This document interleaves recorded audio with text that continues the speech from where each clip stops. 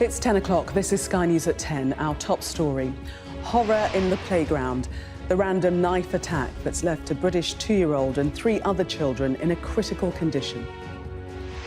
D'un coup, il y a une maman qui me dit « Courez, courez, il y a quelqu'un qui poignarde tout le monde tout au long du lac ».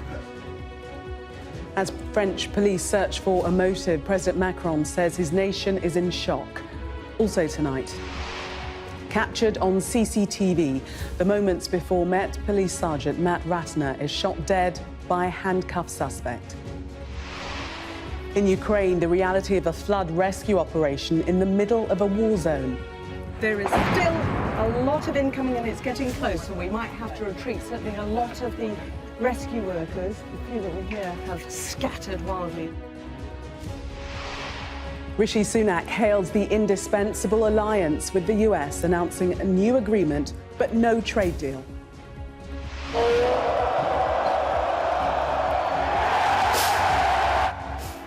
Plus, an East London victory parade as the Hammers bring home their first European trophy for 58 years. And we'll take a first look at tomorrow's front pages in our press preview from 10:30.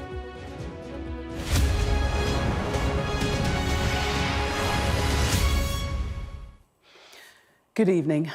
They are the screams which mark the moment horror came to the idyllic city of Annecy in the French Alps. In a small lakeside playground, a man wearing a bandana vaults over the fence and stabs several young children. At least one of them still in a pushchair. A British 2-year-old is tonight amongst 4 with life-threatening injuries after what French President Emmanuel Macron described as an act of absolute cowardice. It all unfolded in southeastern France at about 9:45 a.m. local time. The city is described as the pearl of the French Alps. The playground is often frequented by parents and babysitters. Well, our correspondent Becky Cottrell is at the scene this evening. Becky, what more can you tell us? Well, this is just such a disturbing crime. Toddlers, some of the most vulnerable people in society, attacked in a playground. People here can't quite believe it, and they've been coming here today to lay candles and flowers in tribute to those who have been injured. And we understand those 4 children are in a very serious condition in hospital. This community, this country is desperately hoping that they pull through. We should also say 2 adults were injured in that attack too, and you should have more details on what happened today in my report. A playground in an idyllic French holiday resort is now a sacred site for a community in shock. Hours earlier, a man came here armed with a knife and attacked 4 small children incapable of defending themselves. One victim was in a pushchair. They were toddlers between 22 months and 3 years old. Brave members of the public tried to stop this senseless and brutal assault, brandishing their backpacks as shields before the police seized him. Makram Attia witnessed the arrest. He came back here to pay his respects with his own children. I wasn't thinking of an attack in a children's park right here in Annecy. It's impossible. I didn't know what was happening. People were running everywhere. I asked myself what it could be. And after we were informed that there had been an attack on old people and on children, that's the moment we really freaked out. An athlete running in the park remembers the chaos and distress. All of a sudden, a mother said to me, "Run, run, there's someone stabbing everyone around the lake. He stabbed children, run, run." And I was a bit surprised. I carried on. And I saw the guy basically right in front of me.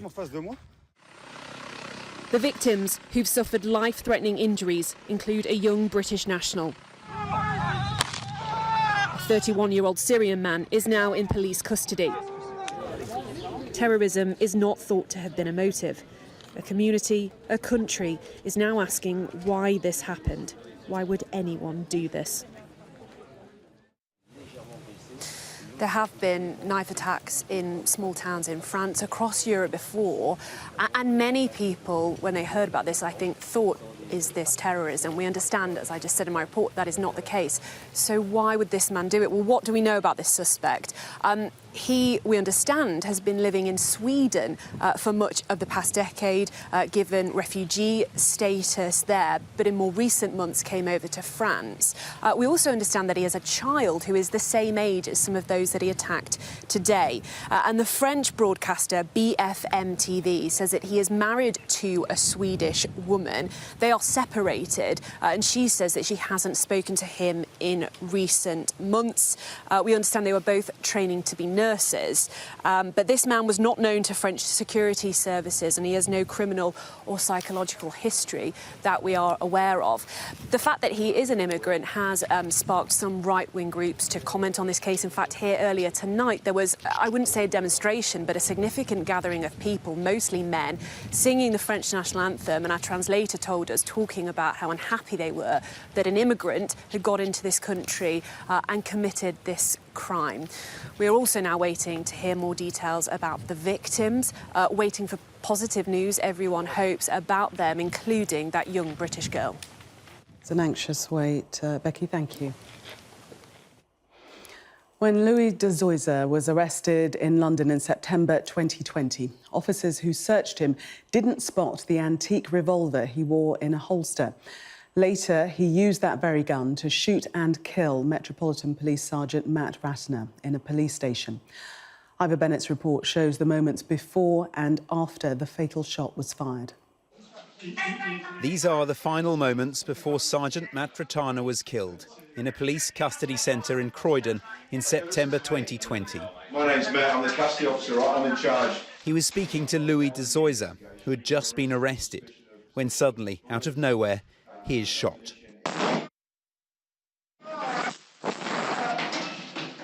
De Zoysa was handcuffed when it happened, with his arms behind his back, but still fired 4 shots before being overwhelmed. The prosecution believes the gun was concealed under his armpit. Sergeant Ratner was 54 when he died. An officer for nearly 30 years, he was near retirement. His partner was in court when footage of his death was played. De Zoysa also shot himself during the incident and was left brain damaged. His arm in a sling, he sat in the dock in a wheelchair, on trial for murder. The jury was shown the gun de Zoysa allegedly used in the shooting and was even allowed to fire it inside court. A ballistics expert explained it was safe to use because it had been loaded with plastic dummy cartridges. Members of the jury then aimed it at the ceiling before pulling the trigger. I'm placing you under arrest for possession of what I believe to be bullets. De Zoysa had been arrested just before the shooting after a police stop and search. Officers found cannabis on him and ammunition, but not the antique revolver he was carrying in a holster. I'm just going to have to put you in handcuffs while I search you. The reason... What's the matter? So the reason for that is people try and do silly things when we search them. They try and hurt themselves, they try and hurt police officers. The 25-year-old denies murder. He claims he was suffering an autistic meltdown at the time and that he did not mean or want to kill Sergeant Ratner. Ivor Bennett, Sky News, Northampton. Now to Kherson in southern Ukraine, where Sky News has seen evidence that the evacuation effort after the destruction of the Nova Kakhovka Dam is being targeted by Russian forces. Sky News saw residents and rescuers forced to take shelter as the sound of shell fire rang through the air. Our correspondent Alex Crawford sent this report. They thought they'd fled to safety, escaping troops in Russian-controlled territory. They've come through floods and rapid currents. But even amidst the hugs and sheer relief, there's the unmistakable sound of war getting closer. You're home, home, home, she keeps repeating. But their joy is very short-lived. There's another attack, much closer this time. It seems to be deliberately aimed at this evacuation point, and there's panic. The rescued and the rescuers are forced to run for cover. There's been an incoming call now, and all the evacuation operations have had to scatter. All the rescuers have had to scatter, and just even these people just waiting, all just headed for shelters and buildings. They don't want to leave even the smallest behind. Many of these people are already traumatised, amongst them those who were trying to help during this huge emergency.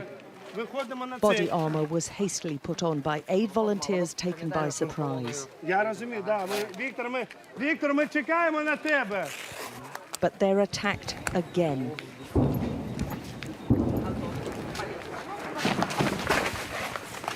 Even as they try to save their few emergency supplies. There is still a lot of incoming and it's getting close, so we might have to retreat. Certainly a lot of the rescue workers, the few that were here, have scattered wildly and said, that's it for today. They're basically just packing up now and they're still coming under attack. On water, it's worse. A relief effort rescuing the stranded and vulnerable from a deliberate flooding, now being repeatedly targeted. It's hard to imagine it getting much more frightening for these people. Earlier, the Ukrainian leader travelled to the emergency area, dropping in on one of the evacuation points. He's urged global leaders to respond more quickly. Large-scale aid efforts are needed here, he says. But still the attacks continued, forcing the frail and elderly to shelter, but not crushing their determined spirit. They bombed our apartment before New Year, she tells us. We've been through it all. I'm not afraid of anything anymore. And amid the attacks in Kherson, multiple reports of a Ukrainian push on two fighting fronts in the south and east. Sudden ramped-up activity in the midst of a floods emergency. Alex Crawford, Sky News, Kherson in southern Ukraine.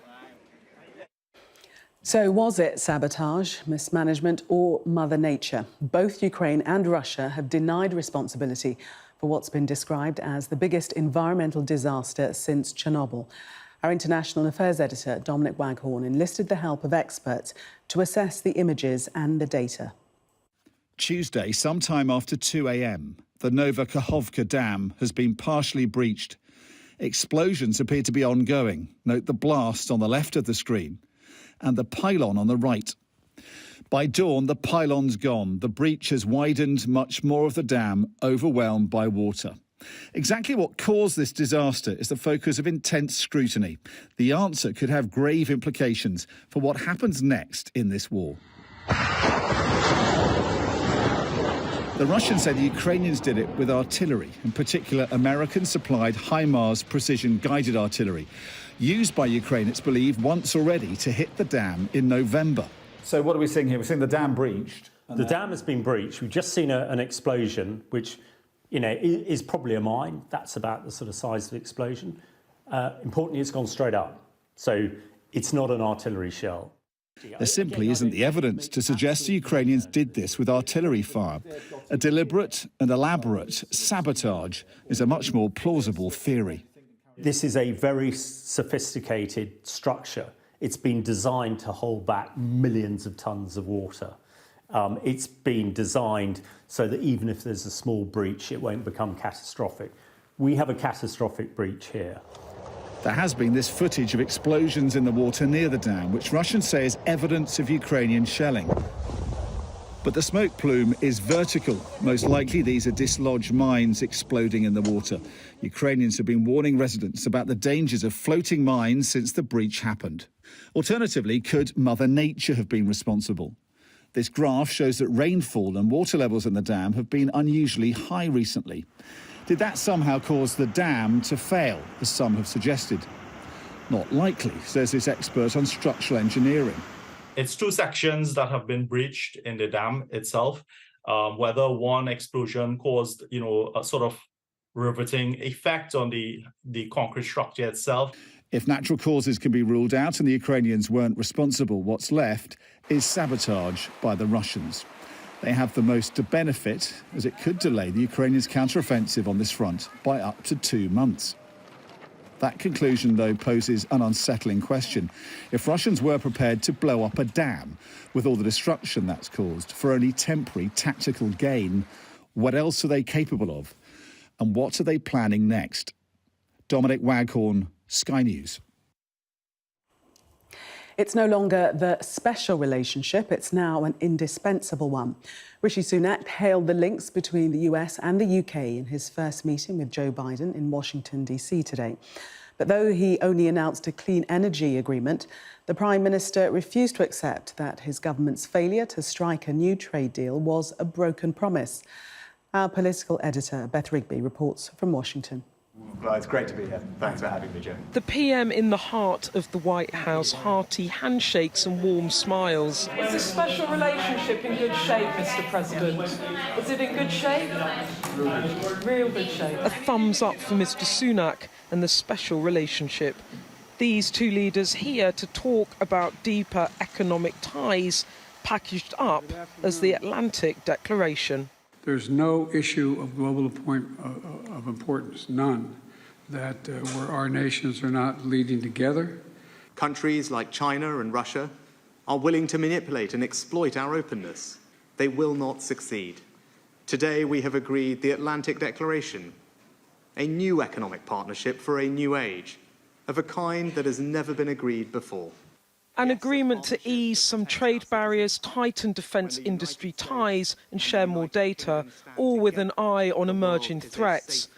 And on AI, where the Prime Minister wants to show leadership, a very welcome POTUS endorsement.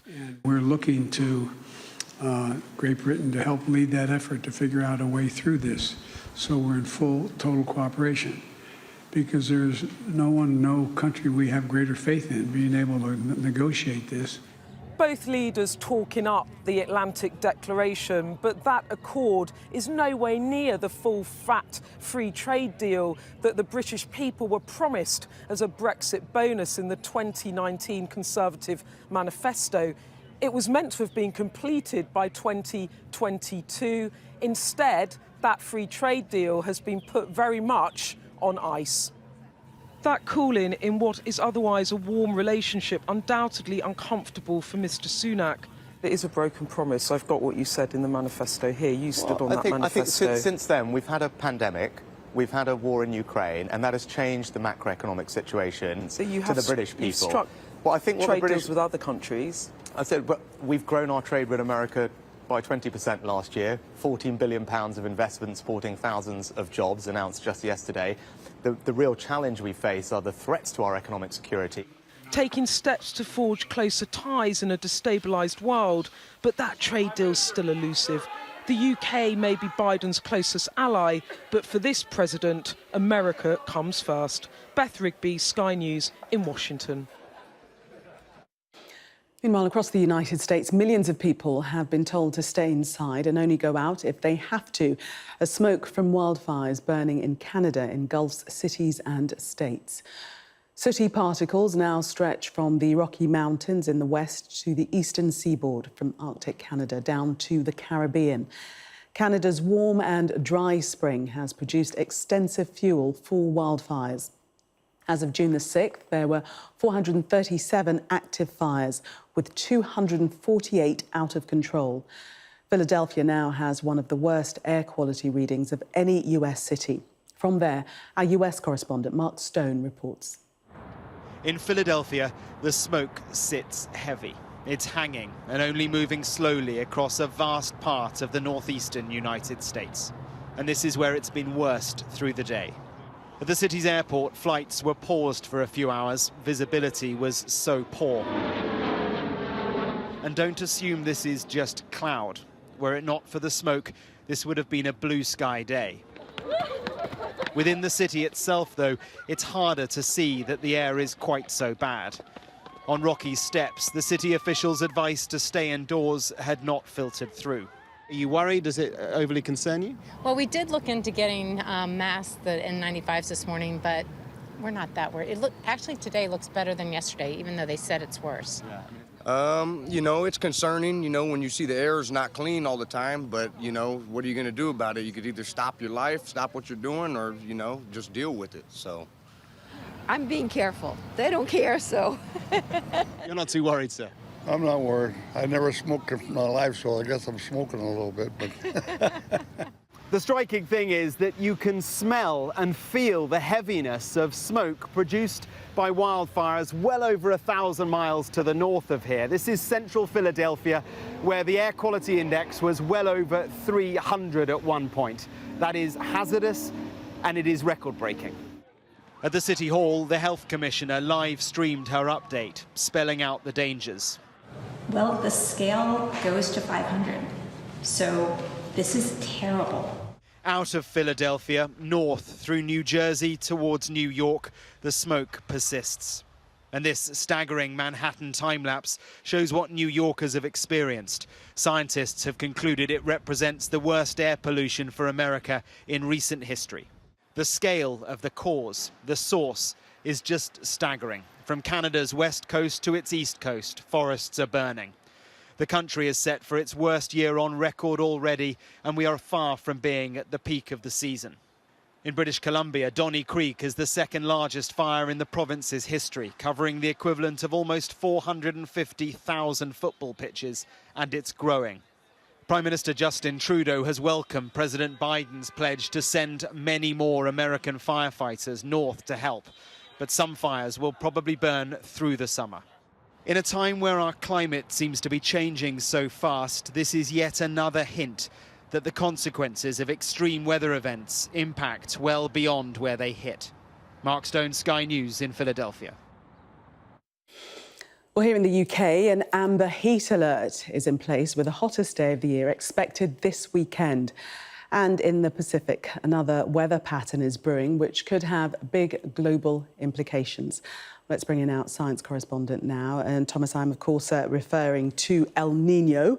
Tell us more about it and what sort of impact it can have. Well, it's likely to significantly disrupt global weather patterns over the coming months. Now, the El Nino effect starts in the Pacific, where every few years the winds flip direction, allowing warm water to surge to the surface off the coast of South America. And this temperature chart shows that effect in red as it moves into the central Pacific.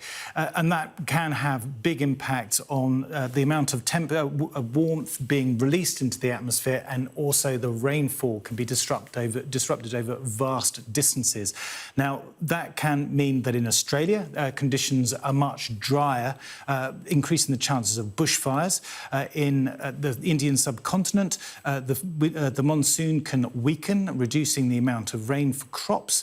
In Africa, there can be a failure of the rains, increasing the chances of famine, while in the United States, the wet conditions can increase the chances of flooding. Now, this is a natural effect, this heat from the Pacific, but it adds to the temperature rise from global warming. And scientists believe next year could be the warmest on record and could take us closer to that 1.5 degree threshold of global warming, beyond which the climate becomes more dangerously unstable. That heat spike may be temporary, but the impacts are unknown. Indeed. Thomas, thank you.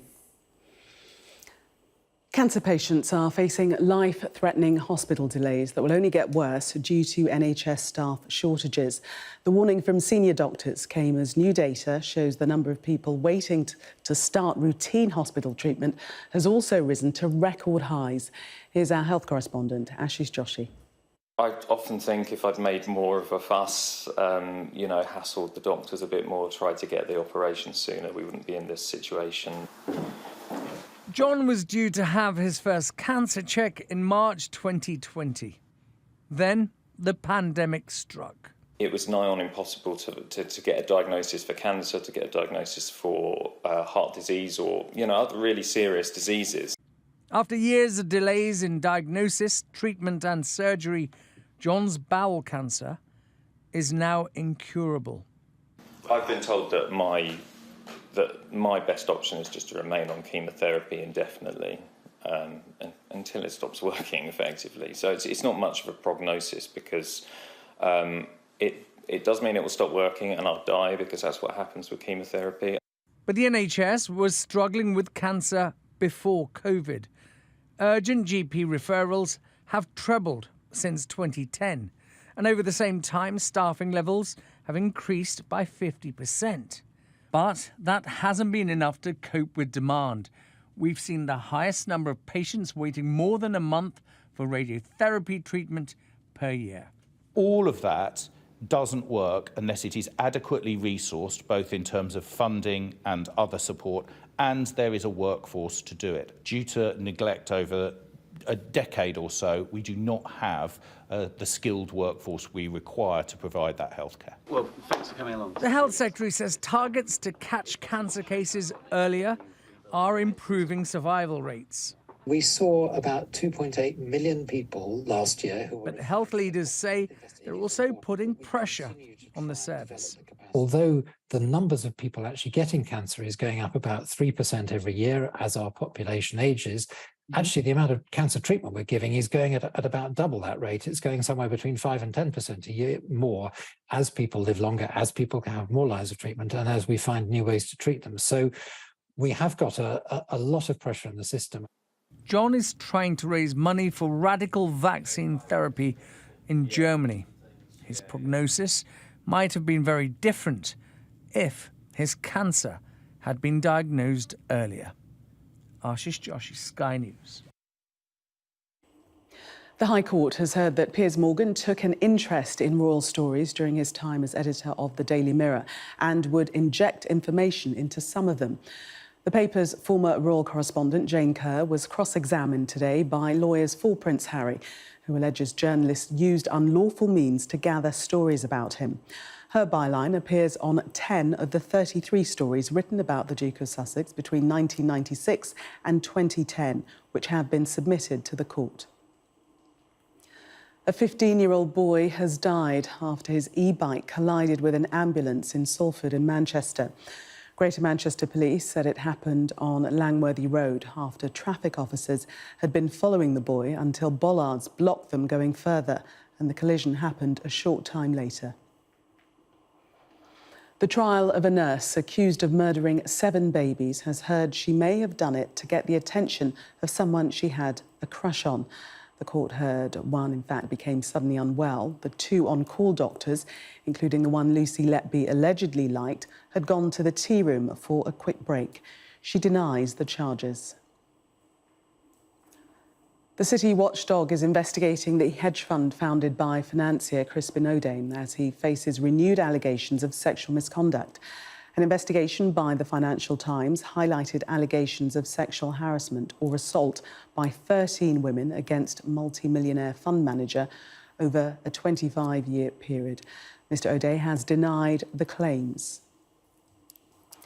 When West Ham captain Declan Rice was a boy, he'd watch triumphant as teams returned victorious from Europe. Today, he travelled through East London with his squad to lift their first major trophy for decades as the community looked on. Rachel Venables was on board the Victory bus.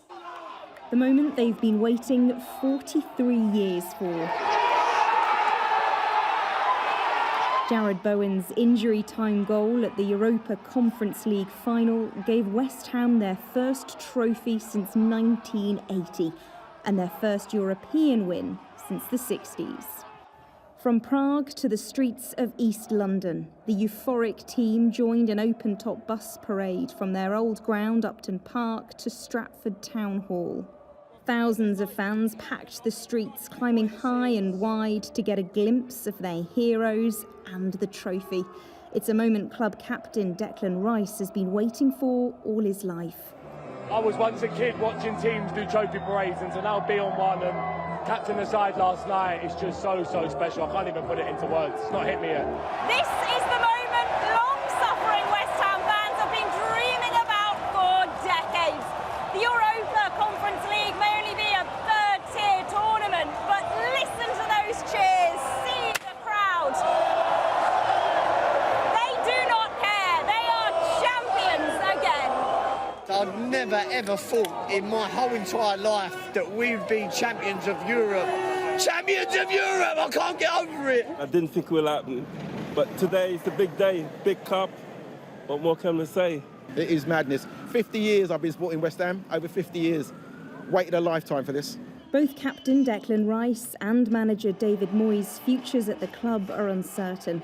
But for these fans, for now, it doesn't matter. They are celebrating like they haven't in decades. praying it won't be another 43 years before they can party like this on the streets of East London. Rachel Venables, Sky News, Stratford. Congratulations to them. That was Sky News at 10. Coming up, we'll take a first look at tomorrow's newspapers in the press preview, including this story on the front of the Metro. Their headline, stabbed in their pushchairs, referencing the attack on 4 young children at a park in France.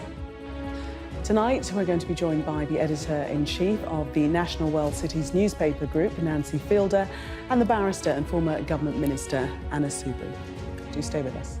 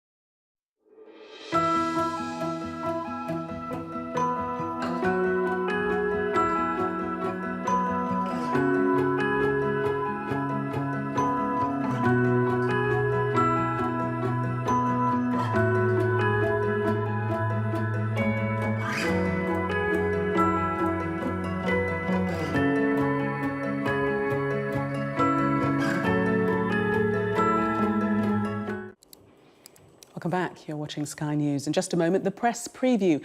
A first look at what's on the front pages as they arrive. But first, our top stories. An attacker armed with a knife has stabbed 4 children under the age of 3 in Annecy in France. A British child is amongst the injured. CCTV footage showing the moments before a Metropolitan Police officer was shot and killed has been released at the trial of the man charged with his murder.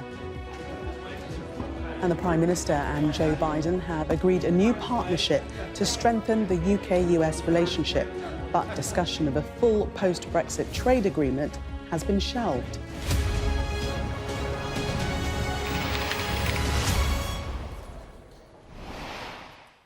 You are watching the press preview, a first look at what's on the front pages as they arrive. It's time to see what's making the headlines with the editor-in-chief of the National World Cities newspaper group, Nancy Fielder, and the barrister and former government minister, Annecy. So let's see what's on some of those front pages for you now. Well, the Metro has the headline, "Stabbed in their pushchairs," referencing the attack on 4 young children at a park in France. The Sun reports that one of the victims is a 3-year-old British girl. That's also the main story for The Express. The Daily Mirror focuses on a woman who leapt into the path of the attacker to try to stop them. The Telegraph leads on Ukraine, saying the long-awaited counter-offensive has begun. The Eye describes Britain and the US as rewriting the special relationship with the newly agreed Atlantic Declaration. But The Guardian points out that Rishi Sunak didn't get the free trade deal the government wanted. The Mail asks whether NHS patients have the right to know if the doctors treating them are transgender. The FT reports that the Financial Conduct Authority is to expand its investigation into claims of sexual assault at the hedge fund Odey Asset Management. Its founder, Crispin Odey, denies the claims. And a reminder that by scanning the QR code you'll see on screen during the programme, you can check out the front pages of tomorrow's newspapers while you watch us. And we are joined tonight by Nancy Fielder and Anna Soubry. Welcome to you both. We start with this shocking story, front page of the Metro, the stabbing of the children and 2 adults in France. Atrocious. Nancy? Yeah, it's hard to find words, isn't it, when stories are just this awful.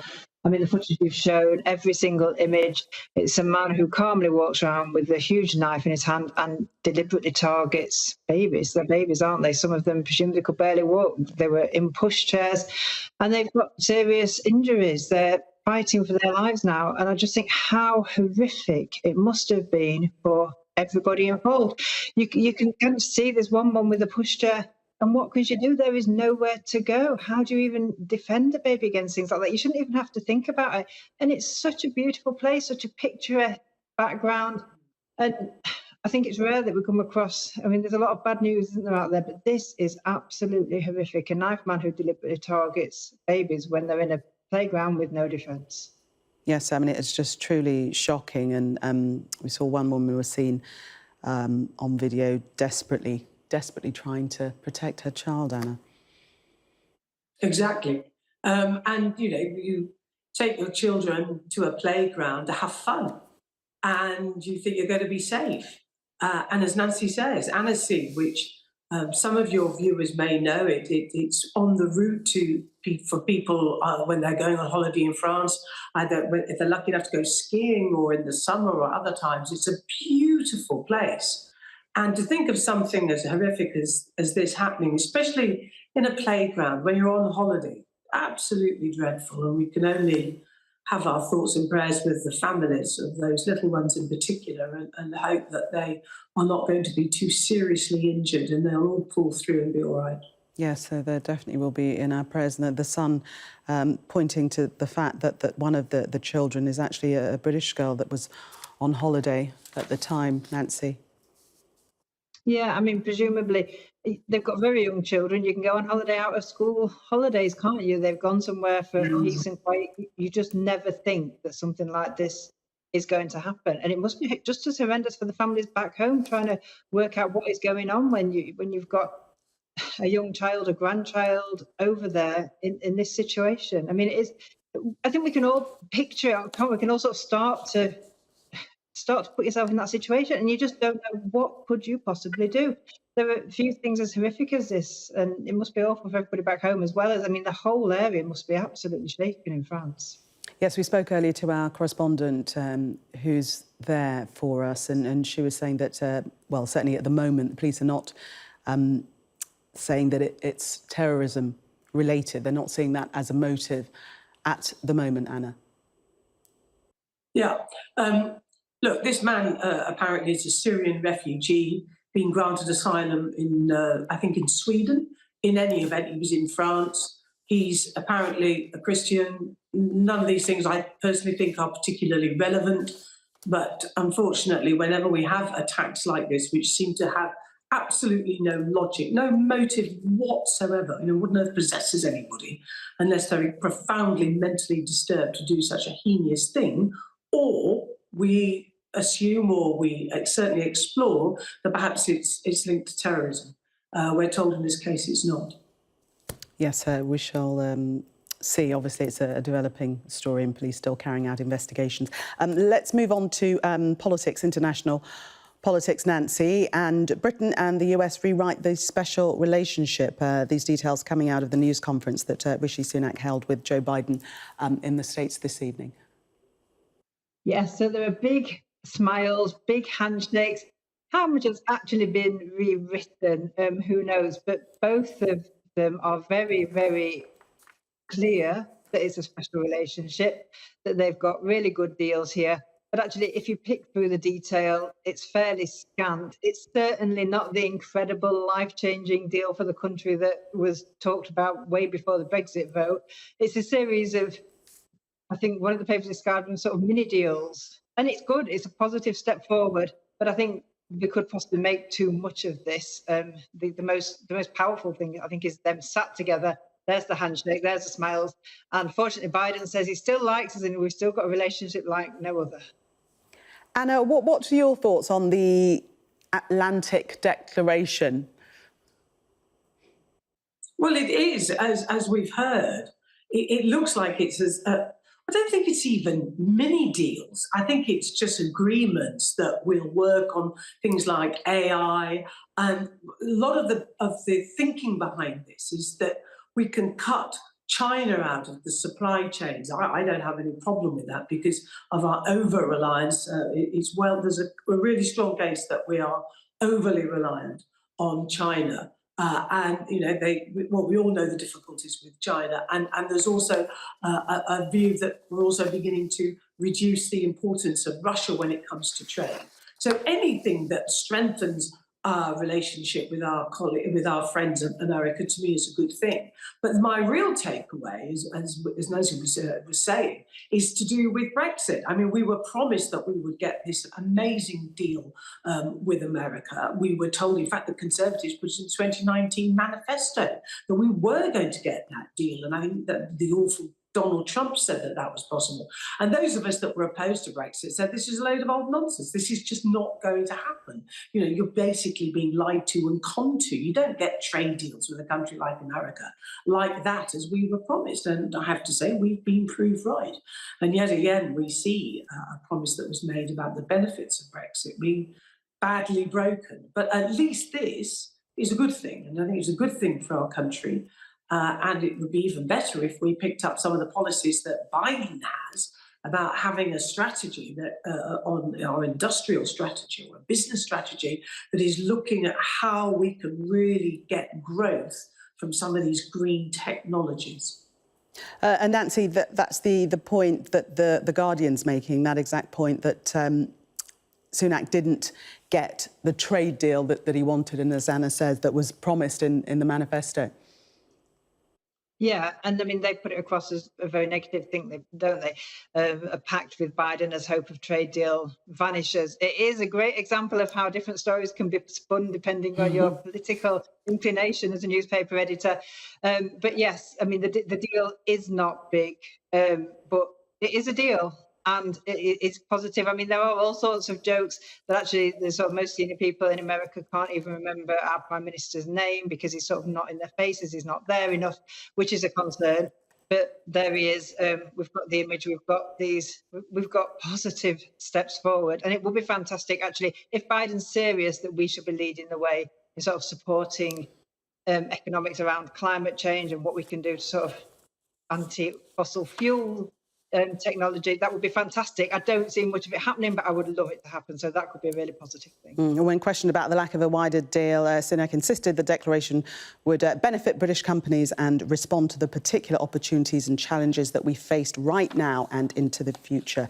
Let's take a look before the break at the Telegraph, and the Kiev counter-offensive has begun, we read. Anna.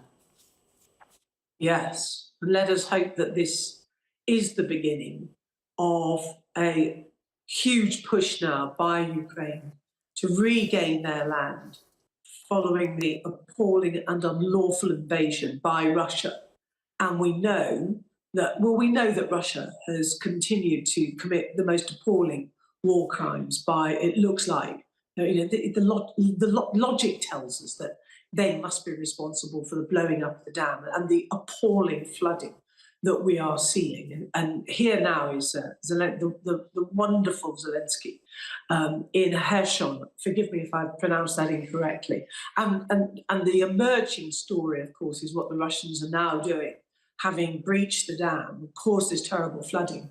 It seems that they're now actually terrorising, bombing people fleeing from the floods. But what the Telegraph is saying, and it's there, splashed on their front page, is that this long-awaited, and we hope it to be final offensive, has at last begun.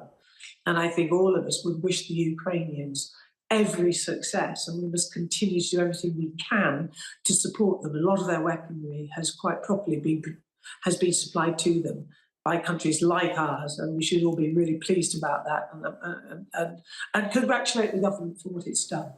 OK, Anna and Nancy, thank you very much for the moment. We are going to take a break. Stay right there. Coming up, the Prime Minister misses his target on NHS waiting list. We'll discuss that and more next.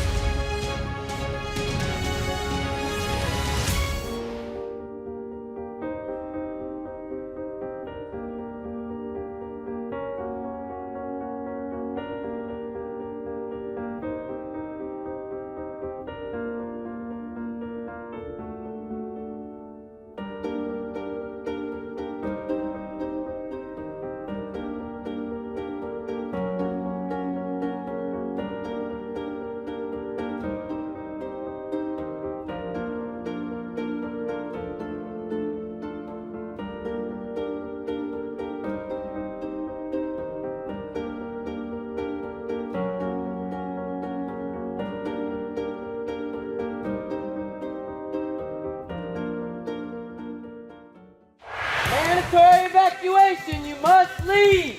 For many people, Harvey is far from over. Christchurch has been changed forever by what happened here. There was a river of blood coming out of the mosque. That's a scene that you don't forget. Ida has certainly left its mark on New Orleans. It just feels heartbreaking. We help you understand the world with us. We are standing on the supply line right into the heart of America's opioid crisis. I've reported from around the world and around the UK. Are you trying to run me over, Sir Philip? No, go away. Look like it, sir. Will you respond to those who've made accusations, Sir Philip? Can you go away? Joe Biden knows the celebrations are over, and this is a country in crisis. You don't want to be remembered this way. You always want to be remembered as something positive. It is almost impossible to predict where these fires will go next. This gives you an idea of the strength of those winds, strong enough to bend and twist metal. You regret the tweet, Gary? There's no sign, publicly at least, of either side being willing to give ground. How do you reassure the public that all of these mistakes wouldn't be made again? I'm Greg Milam, and I'm Sky's Chief North of England correspondent.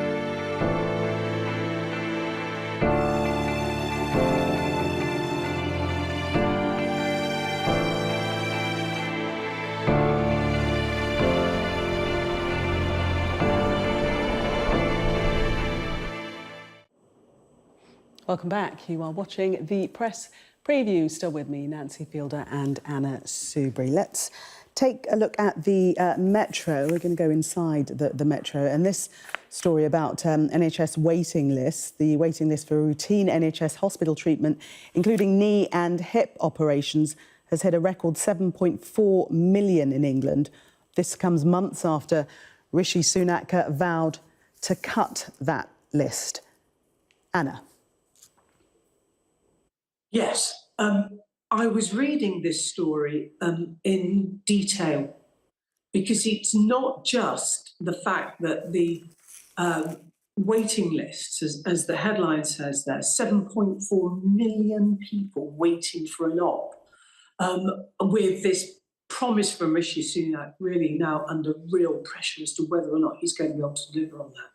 When you actually dig right into that story, there's a number of things that struck me. Now, we know from the reports today that cancer waiting times have risen to a situation which is completely unacceptable.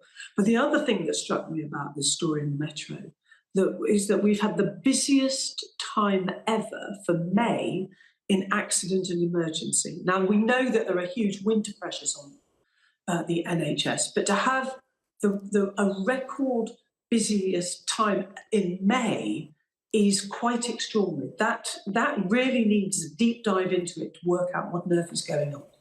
Now, one of the factors when it comes to that waiting list must be the action by doctors and also by nurses and the strike action, which we're all familiar with. But in any event, these are statistics that will really cause the government real concern. And of course, ordinary people who are desperate to have those operations, want those cancer treatments, need that speed, especially in things like cancer, but also want to know what's going on in A&E and why there are record levels for May of people going into A&E. Nancy, and Minesh Patel of Macmillan Cancer Support is quoted as saying a system that cannot cope is letting down thousands. It's vital government prioritises cancer care. Yes, and I think we've all got friends or family who are suffering from this, who simply aren't getting the treatment they need, and actually many who have died or are dying because they weren't diagnosed quickly enough, or they weren't treated enough, or their treatments didn't move along quickly enough. This is a really enormous problem, and it is a political problem. It needs a political solution. It needs the people who work in our NHS to be treated correctly, to be paid properly, to be respected, to be encouraged into the job, because let's be honest, not many people want to do these jobs anymore for obvious reasons. It needs a complete change of approach. But actually, the least interesting thing for the vast majority of people is the fact that the Prime Minister's failing on his targets. Because actually, if you're waiting, one of the 7.4 million people waiting for an operation, all you care about is that you need it done, and you need it done quickly. And it's a political football that should never have been allowed to become a political football. It's far too important. The NHS is the thing that people value most about this country. Every single survey seems to come back and say how much we love our NHS. And yet, here it is being let down, and there's 7.4 million people desperately needing treatment and not getting it. Anna, take us to The Guardian and the picture there of the smoky haze. This is from the wildfires raging in Canada, and at some points during the day you could hardly see the sky scene because of the depth of the fog. It's extraordinary. And this isn't something that's just today. This has been going on for a number of days, and is not likely to shift for a number of days.